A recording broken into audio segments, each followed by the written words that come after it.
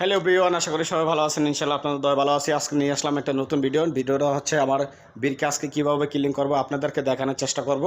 আর আমার বীরকার অবস্থা খুব খারাপ অবস্থা হয়েছে আজকে 3-4 দিন পানি থাকার কারণে বীরকার মধ্যে প্রচুর শ্যাওলা জমছে। তাই আপনাদেরকে দেখাবো বীরকে আমি কীভাবে ক্লিন করতে হয়। বীরকে ক্লিন করার জন্য লইছি সাবান একটা, আর লইছি বুরুষ শক্ত। এটি দিয়ে আমি বীরকে ক্লিন করবো। আগে সাবান দিব, সাবান দিতেছি। সাবান বেশি ফালান যাবে না, নাহলে হেনা উঠবে, হেনাতে সমস্যা হবে আবার মোটরে।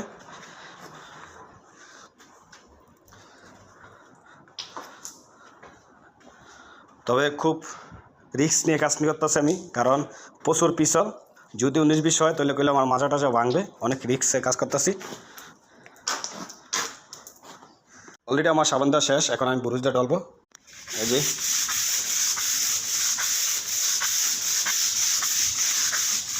অলরেডি আমার ক্লিন করা শেষ, যে দেখেন।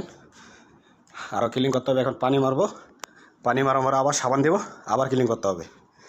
অনেক কষ্ট, মানে এটা ক্লিন করার জন্য অনেক কষ্ট হয়। আর প্রচুর কষ্ট হয় এটা ক্লিন করতে হলে। সে মোটর, এটা চালু দিলে বিকার থেকে পানি টাইন না উঠাবে, উঠে মাঝরাত যাবে পানিটা। এই যে চালু দিচ্ছি, আর এই যে এখন পানি মারতেছি। পানি মারে দেখবো কতটুকু ক্লিন হয়েছে। পরে পানিটা মোটর চালু দিয়েছি, পানিটা উঠালে আবার সাবান দেবো, সাবান দিয়ে আবার ডলবো, ডলার পর আবার পানি দিব। দেখেন আমার অবস্থা কী হয়েছে বীরকে ক্লিন করতে যাইয়া। প্রচুর গরম, অনেক গরম পড়তেছে, যা নিঃশ্বাস আলান জানা।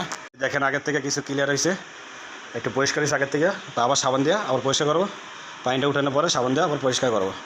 এভাবে বীরকা ক্লিন করতে হয়, বুঝছেন। মানে এরপরও থাকা যায় ময়লা, কারণ শ্যাওলাটা খুব মারাত্মক একটা শ্যাওলা, এটা উঠতে চায় না। এটা বেশি জমলে অ্যাসিড দেয়, এছাড়া উপায় নেই। অ্যাসিড না দিলে উঠে না।